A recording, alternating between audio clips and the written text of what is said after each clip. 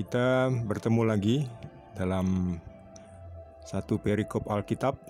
Kali ini kita akan melanjutkan dengan Matius 13 ayat yang ke-24 sampai ke-30 dengan judul perikop perumpamaan tentang lalang di antara gandum.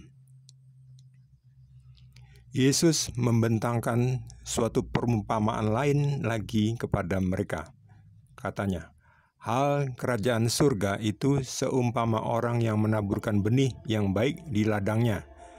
Tetapi pada waktu semua orang tidur, datanglah musuhnya menaburkan benih lalang di antara gandum itu, lalu pergi. Ketika gandum itu tumbuh dan mulai berbulir, nampak jugalah lalang itu. Maka datanglah hamba-hamba tuan ladang itu kepadanya dan berkata, "Tuan, bukankah benih baik yang Tuan taburkan di ladang Tuan? Dari manakah lalang itu?" Jawab tuan itu, "Seorang musuh yang melakukannya." Lalu berkatalah hamba-hamba itu kepadanya, "Jadi, maukah Tuan supaya kami pergi mencabut lalang itu?" Tetapi ia berkata, "Jangan, sebab mungkin gandum itu ikut tercabut pada waktu kamu mencabut lalang itu. Biarkanlah keduanya tumbuh bersama sampai waktu menuai. Pada waktu itu aku akan berkata kepada para penuai, kumpulkanlah dahulu lalang itu dan ikatlah berberkas-berkas untuk dibakar. Kemudian kumpulkanlah gandum itu ke dalam lumbungku." Demikianlah sabda Tuhan. Di sini Yesus ingin mengatakan bahwa musuh dari Tuhan, yaitu iblis, seorang musuh yang melakukannya. Jadi musuh itu, yaitu iblis, menaburkan benih-benih jahat. Kemana? Ke hati manusia. Nah, jadi ketika manusia mulai tumbuh,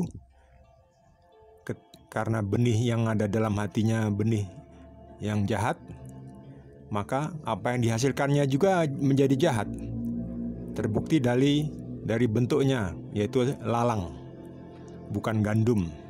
Sedangkan mereka yang berhati baik, berhati suci, berniat baik, mereka menghasilkan gandum. Lalu bagaimana supaya kita menghasilkan gandum, bukan lalang? Tentu semua orang berdosa ya, pernah melakukan kesalahan. Berarti semua orang pernah kemasukan benih jahat. Nah, kalau semua orang nanti dicabut, tentu tidak ada lagi orang yang diselamatkan. Oleh karena itu, kita harus membersihkan diri kita, khususnya hati kita, jiwa kita, roh kita, batin kita dari benih-benih yang berasal dari si musuh itu, yaitu dari si iblis. Benih-benih apa itu? Benih-benih rasa iri, benih-benih rasa tidak suka, rasa benci, rasa dendam.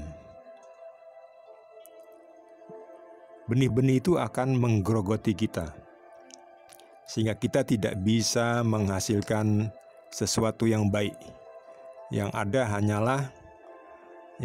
hanyalah pertengkaran, permusuhan, pencurian, pembunuhan, penipuan, percabulan, perselingkuhan. Itu semua adalah benih-benih dari si jahat yang seringkali kita tidak menyadarinya. Jangan khawatir, kita semua orang berdosa. Apa bedanya dengan orang yang suci? Ya bedanya kalau kita mau menjadi suci, kita masih harus berusaha untuk membuang benih-benih jahat itu supaya kita menjadi suci.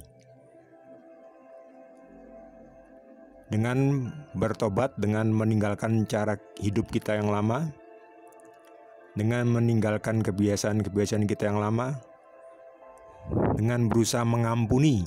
Nah, mengampuni kita itu meninggalkan, membuang benih-benih ilalang di dalam batin kita supaya tidak tumbuh lagi, tidak mengganggu tumbuhnya gandum di dalam batin kita yang akan menghasilkan buah-buah perbuatan yang manis, yang baik, yang positif. Jangan telat, jangan menunda-nunda untuk berubah, jangan menunda-nunda untuk sadar, jangan menunda-nunda untuk waspada, bertobat. Sebab apa?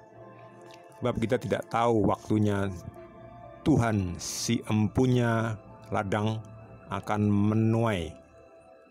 Waktunya menuai kita tidak tahu. Jangan sampai ketika dituai kita membawa berkas-berkas lalang di dalam jiwa kita.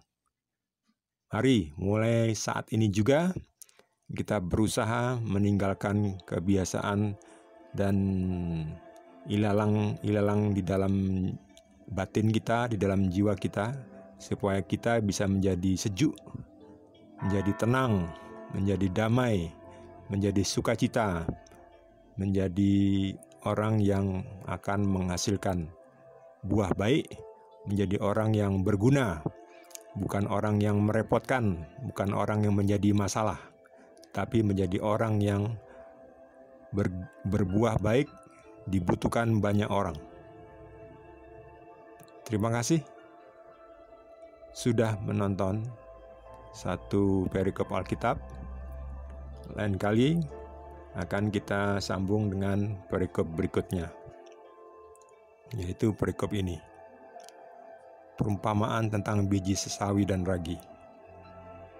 Yesus sering menggunakan perumpamaan untuk mengajarkan kita, mendidik kita, supaya kita bisa mengerti apa yang menjadi kemauannya.